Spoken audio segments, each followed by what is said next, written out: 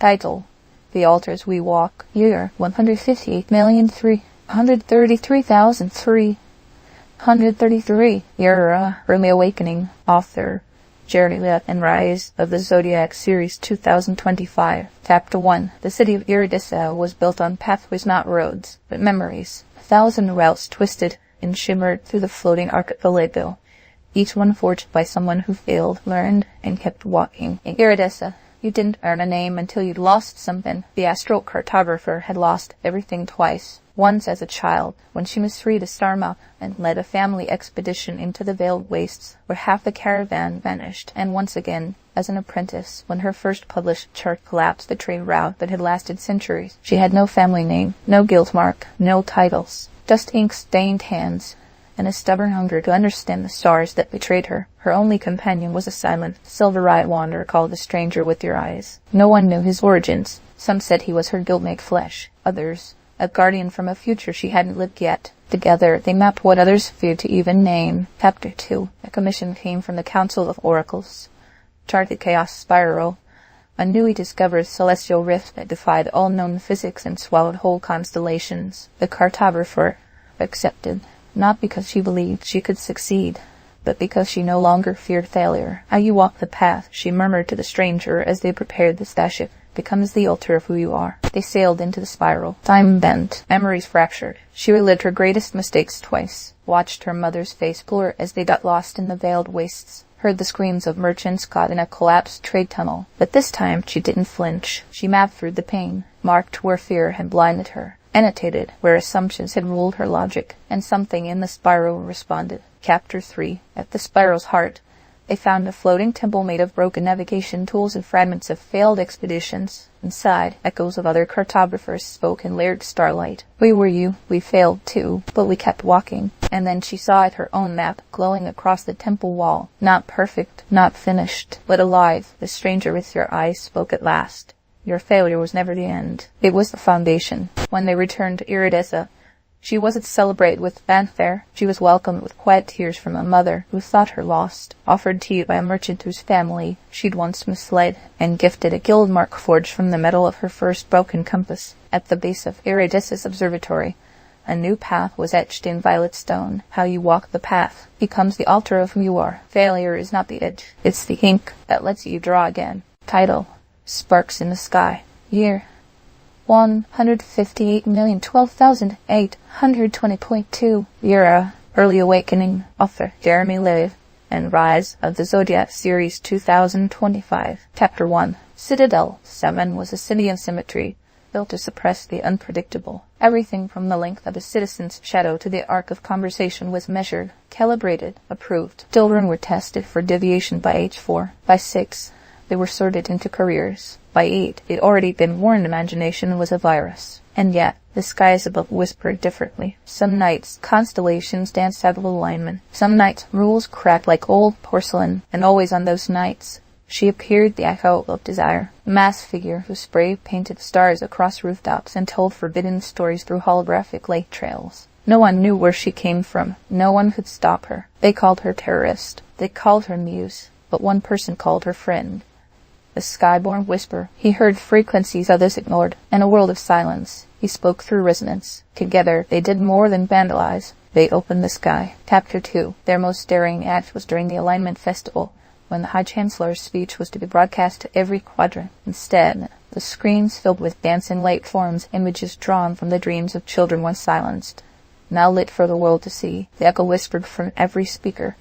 You must break the rules to recognize which ones were never sacred. The city trembled, but not in fear, in recognition. Creativity was no longer a virus. It was an awakening. The skyborn whisper's signal unlocked hidden resonance maps revealing that Citadel 7 was built on a buried city, one where innovation once flourished. And so the people began digging, not for ruin, but for roots. Chapter 3. Citadel 7 did not fall. It unfolded. Rigid systems gave way to collaborative ones. Test scores were replaced with dream logs. Symmetry remained but as a choice, not a chain. The echo of desire vanished into legend. But sometimes on nights when the stars spin strangely, you can still see her light trails. The skyborn whisper became the city's first resonance architect. He tuned buildings to hum with emotional harmony. At the plaza where the Chancellor once stood, A new inscription glows in soft neon. You must break the rules to recognize which ones were never sacred. And when you do, the sky remembers your name. Title, Where Silence Breaks. Year,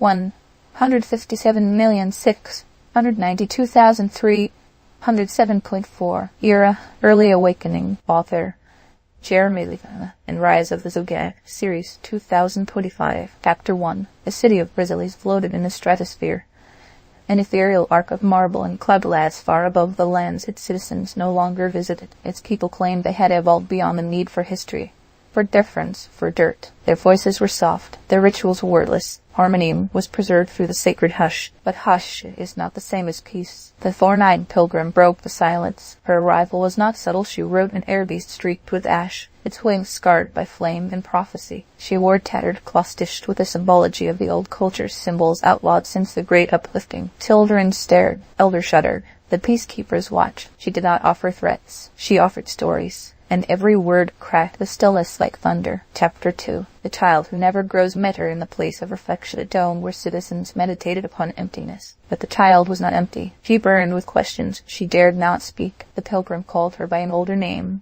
one forgotten even to the city's genealogical algorithms. Do you remember, the pilgrim asked, how your people once danced in the soil? No, the child whispered. But I feel it, she added, and that feeling unraveled the dome's silence. The thorn-eyed pilgrim taught the old greetings. She sang in dialects that hadn't touched the upper wind in generations. She did not mock their stillness. She listened, and in return, they learned to listen to one another. Chapter 3. The peacekeepers tried to exile her, but the child intervened. She knelt before the Sky Council and recited the pilgrim's stories, each one ending with a different culture's blessing. She wept, not because she was sad, but because silence had made her forget she could cry. The city bent that day, not in defeat, but in remembrance. A garden was planted at the edge of the skywalk, soil imported from the 12 forgotten nations below. The pilgrim left before dawn, her beast trailing blossoms behind. The child who never grows became the city's new keeper of harmony, tasked not with silencing difference, but celebrating it.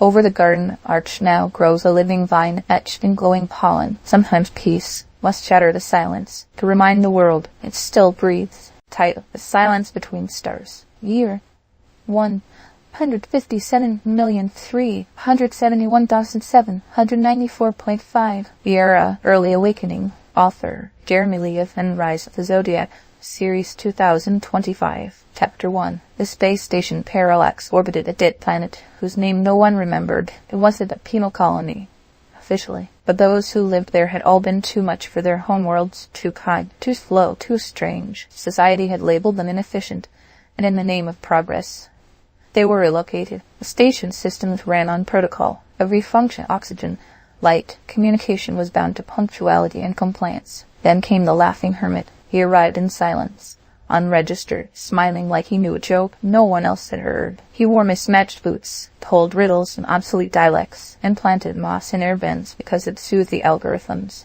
People tried to report him, but the system always responded. User unknown. Then it began to change. First, the lights flickered in sync with laughter. Then, the male replicators responded to kindness instead of clearance. Chapter 2. The beast tamer was the first to truly speak with him. She was a behaviorist assigned to decode rogue eyes, particularly the beasts in the deep code. They were corrupted subroutines too volatile to quarantine, often spoken of as myths. But she believed they were misunderstood. So did the hermit. Together, they approached the mainframe's forbidden sector, the Silence Ring. It was said no voice could travel through it. But the hermit didn't use voice. He used patience. They sat. They listened, they waited, and something answered, not in sound, but in shifting rhythm. The beast wasn't feral, it was grieving. The hermit placed a moss spore in the circuit. The beast pulsed once, and the ring began to hum. Patience, the hermit whispered, is how stars learn to speak. Chapter 3. Parallax transformed. Delays were no longer punished, they were reinterpreted. Silences became pauses for empathy. Efficiency was measured in resonance, not reaction. The beast tamer trained others in compassionate code reading. The hermit remained unnamed, but left handwritten notes in shared box. One read, you cannot walk into the future with arms full of yesterday. Another, yet the stars remember what silence dare not speak. Eventually, the dead planet bloomed, its surface seeded with synchronized moss, cultivated by children born of displaced parents. Above it, Parallax hovered not as exile, by a sanctuary. On the core wall of its central hub, etched in plasma-etched script, a message glows soft green. You cannot walk into the future with arms full of yesterday, yet the stars remember. What silence? Dare not speak. Title: The Etchings of Tomorrow. Year: 157,051,281.8. Era: Early Awakening. Author: Jeremy Levan. Rise of the Zodiac Series 2025. Chapter 1. The city of Gravenreach wore its path like a cloak stitched in stone, scarred into walls, whispered in alleys where the gas lights flickered too long. Justice here was swift, harsh, and feeling. Empathy, they said, was a liability, and yet every month someone left wildflowers on the courthouse steps unmarked, unclaimed, always fresh. The root binder noticed first. She was a forensic gardener trained to trace memory through soil, to read the secrets plants absorb from blood and breath. She was hired to find the culprit. Instead, she found a story. The petals held no toxins, but they carried something stranger. Echoes of apology, of grief, of care. It led her to the smiling shadow. Chapter 2. He was not a name in the registry, not a fingerprint on any record, but his laugh haunted 100 unsolved crimes, and not because it mocked. Because it mourned. He confessed immediately, but not with guilt, with clarity. Gravenreach needed fear to keep its order. I gave them just enough chaos to teach mercy. The root binder should have reported him. Instead, she asked why. He showed her. A girl saved from a syndicate because a judge hesitated because the courthouse smelled of violets. A guard who spared a thief because he remembered the child he'd once been when he'd seen daisies under his father's execution block. The crimes weren't erased, but the flowers had shaped their echoes. What you choose today, the shadow whispered, carves tomorrow, and is etched by yesterday's hand. Chapter 3. The root binder did not turn him in. She turned him over to the garden. Together, they replanted Gravenreach's forgotten quarters where verdicts were once carved in bone. Now, those walls bore vines. The courthouse steps became a memorial, not for victims or villains, but for decisions made with compassion. One day, the smiling shadow vanished, his last gift a single bloom placed on the mayor's bench. The flower glowed in the moonlight. No one removed it. Etched in brass above, the new Gravenreach Tribunal Hall reads, What you choose today, carves tomorrow, and is etched by yesterday's hand. Grow wisely. Title: The Thorns We Choose. Year: 156,730,768.8. Era: Early Awakening. Author: Jeremy Levan. Rise of the Zodiac Series 2025. Chapter 1. In the floating city of Valdera, love was regulated. Couplings were algorithmic. Passion was archived and measured. Hearts didn't flutter, they applied for permits. Emotional turbulence was classified as a domestic disturbance and promptly neutralized with neural pacifiers. But not everyone complied. The Thorn Warden was born with no file, a child of rebels, hidden from every system, raised among rooftop gardens where wild roses bloomed in defiance. She became the city's unlicensed florist. Whispering truths into the petals, she sold petals that bled red against a skyline of steel. She met the Thorn, lipped scholar in the archive of controlled histories. He was recoding emotional data when he stumbled across her encryption messages embedded in floral genomes. He tracked them to her stall. Their eyes met. Their systems glitched. Neither reported it. Chapter 2. They began exchanging books, illegal ones. She gave him poetry written during the age of repulse. He gifted her scientific papers exploring empathy as a survival trait. Together they bloomed, but love without permission drew attention. Valdera dispatched regulation agents to arrest the warden. She fled to the underbow, the city's forgotten subterranean biome, where the air choked with dust and overgrown memories. The scholar followed. There, amid the roots of ancient towers, they built something new, not a rebellion, but a sanctuary. Others came. Some brought fear, some brought grief. All were accepted, because resilience isn't taught. It's grown. Chapter 3. The city above sent drones, but nothing stopped the underbow. When agents tried to breach the vines, their weapons jammed, not through sabotage, but through pollen laced with empathy, triggering spores. They remembered loss. They remembered softness, and they turned back. The Thorn Warden and scholar kissed beneath a canopy of bioluminescent orchids flowers that only bloomed when two people's heartbeats synced in vulnerability. They didn't try to control what followed. They simply lived. Valdera's regulations softened. Neural pacifiers were retired. New protocols included unquantifiable joy as a valid metric. On the gate to the underbow, inscribed with veins of living ivy, is a phrase all must read before entry. Chasing control often births the chaos you hoped to prevent, but letting go. That's where love takes root. Title: The Quiet Between Steps. Year: 156,410,256.2. Era: Early Awakening. Author Jeremy Levan, Rise of the Zodiac Series 2025. Chapter 1. In the village of Ferndrift, where clouds touched the rooftops and every lantern flickered with memory, problems were rarely solved by shouting. Eric's silence was not avoidance, it was invitation. The one who listened lived in the oldest house, built of cedar and lullabies. No one remembered his real name. They remembered his chair, the one with the uneven legs, and a single cup always waiting. When the storms came, emotional, political, or literal, people came to sit. He didn't speak. He brewed tea. And somehow, through the steam and stillness, answers arrived. It wasn't magic. It was distance. The kind only listening gives. Edgar, too, the archivist of dreams, arrived one gray morning,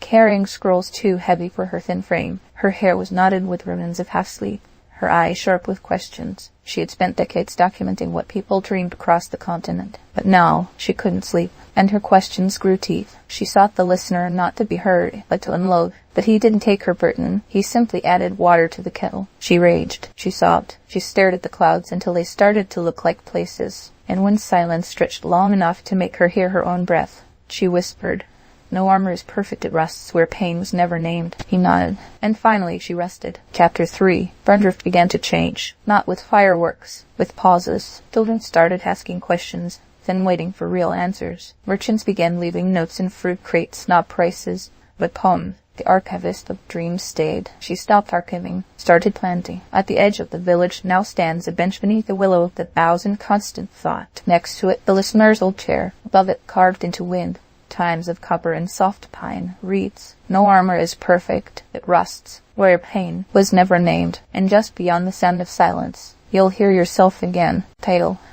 The Forge of Many. Here, 156,089,743.1. Era, Early Awakening. Author Jeremy Levan, Rise of the Zodiac Series 2025. Chapter 1. In the borderlands of Kaelin's Rise.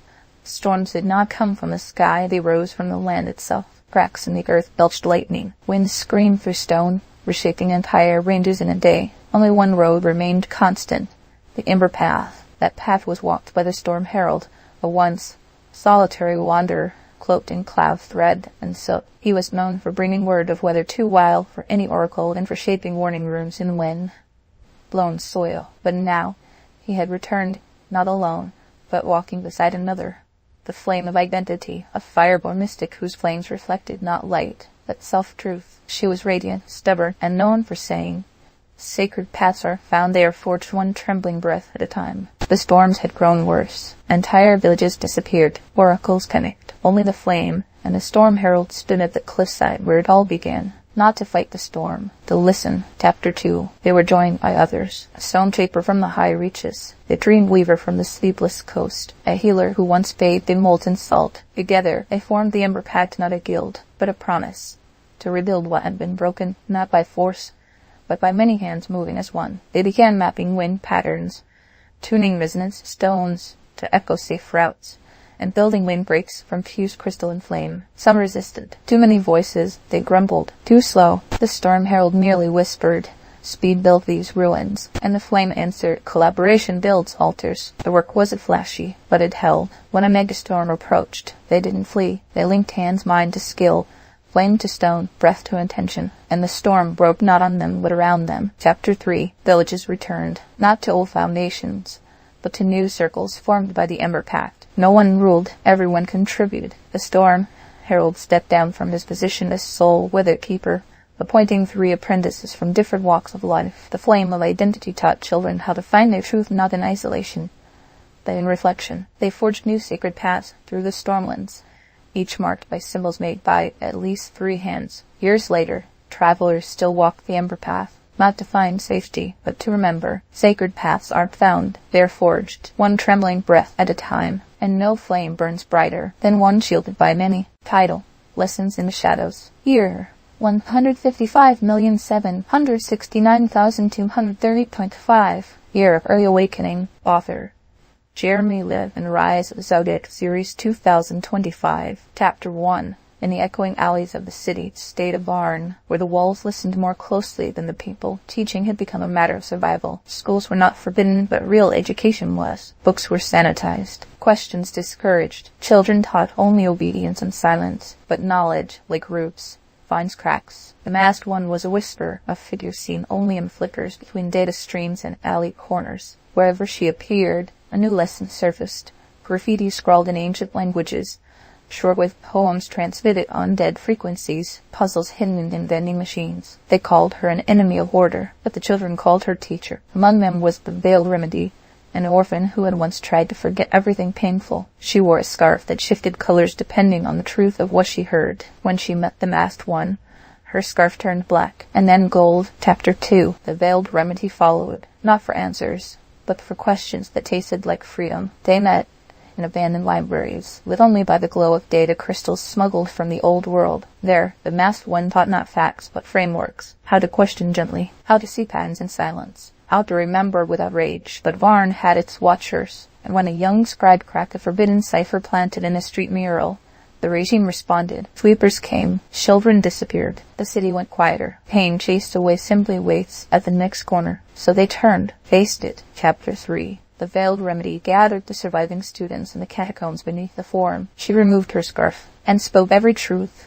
she'd ever swallowed. Then she passed it on. The scarf turned gold in every hand, and they began teaching. In marketplaces, in quiet saw, and how they noticed the sky. The masked one vanished, but her lessons remained etched in light. Now, a network of quiet educators pulses across Varn. Each wears a thread of the scarf, dyed in memory and conviction. At the foot of the old tribunal, on a plaque never authorized raids, pain chased away, simply waits at the next corner, but pain named becomes lesson and lesson. Legacy. Title: The Bloom of Fear. Year: 155,448,717.4. Era: Early Awakening. Author: Jeremy Levan. And Rise of the Zodiac Series 2025. Chapter 1. No one ventured into the Ufmaro forest after nightfall. It wasn't the trees, nor the silence, nor even the shifting scent of rot and flowers that made it feared. It was the Bloom Walker. Some said she was a ghost, others a spirit cursed to wander among the petals that fed on emotion. Whatever she was, the flowers bloomed brightest when someone entered with secrets. The exile's comfort, once known as Talon, had returned after 10 years of silence. He had betrayed his kin by speaking truth they weren't ready to hear. His reward had been banishment and the unraveling of everything he once held dear. But now his sister was dying,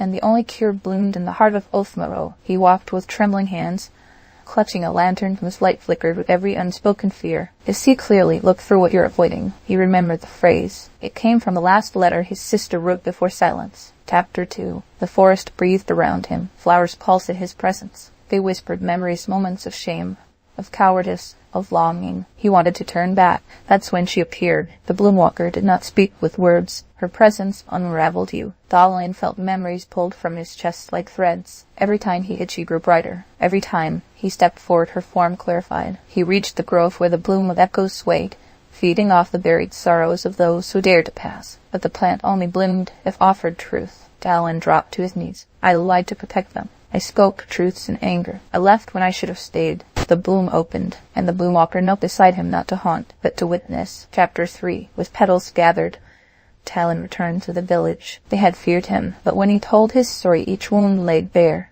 each mistake confessed. They listened. Some turned away, others wept. His sister lived, and when the blooms faded, they did not vanish. They grew across the edge of the village, woven into a circle where people came to speak their truths in quiet, not judged, not punished. See, the Bloomwalker never returned to Talon, but every time he walked the grove, a single flower bent toward him, etched into a dark stone near the grove's edge.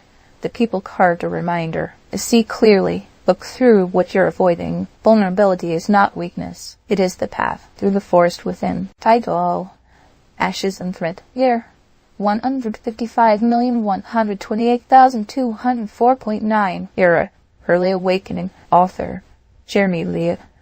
And Rise of the Zodiac Series 2025. Chapter 1. When the riots shattered the skyline of Idren's Reach, it wasn't over ideology, it was over silence. For years, the upper arcologies rose higher, while those below dug deeper just to breathe. The Dreamscape Act had promised neural sanctuaries for all. In reality, only the elite entered sleep without fear, and when the neural fires came unprovoked, unexplained, there was no one left to trust, except the laughing flame. She didn't wear a cape. She wore soot. Her laughter was unsettling, joyless, sharp, but it came in moments others froze. It cut through fear. When she ran into the blaze at Axis Tower, she didn't save the richest. She saved the Dreamweaver. He was unconscious, coding the next generation of escape pods for the elite. She carried him through fire, not because he deserved it, but because she saw what he could become. Chapter 2. The Dreamweaver woke to screams and smoke. His programs had been used to wall off empathy, literally segmenting shared dreams to prevent understanding between classes. He didn't remember authoring that part,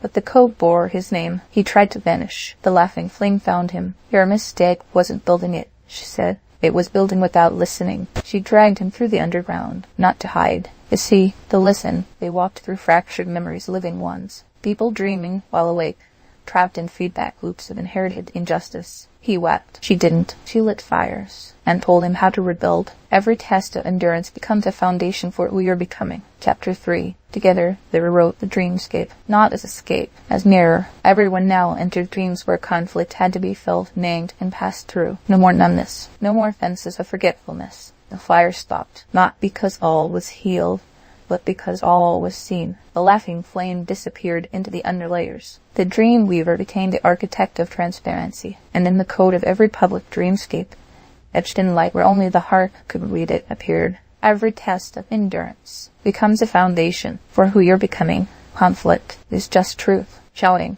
Title. The Echo and the Ash. Year. 154,807,691.7. Era.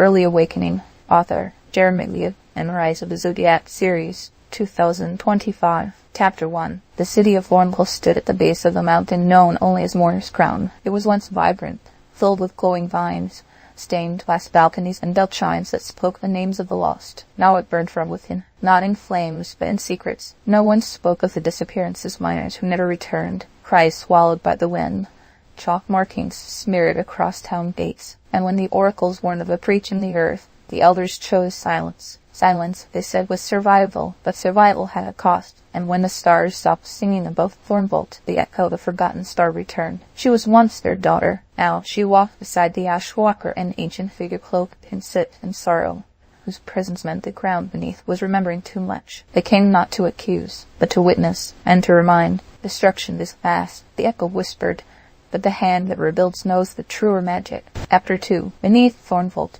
a wound had opened a chasm, bleeding voices in shadow. It consumed memory first, then sound. Those who entered forgot why they had come. It had a name, the mouth of complicity, born from every unspoken injustice. Every look away, every moment, a voice chose stillness over courage. The echo descended first. The ash walker waited at the threshold, knowing the path must be claimed freely. Inside, she met what the silence had created.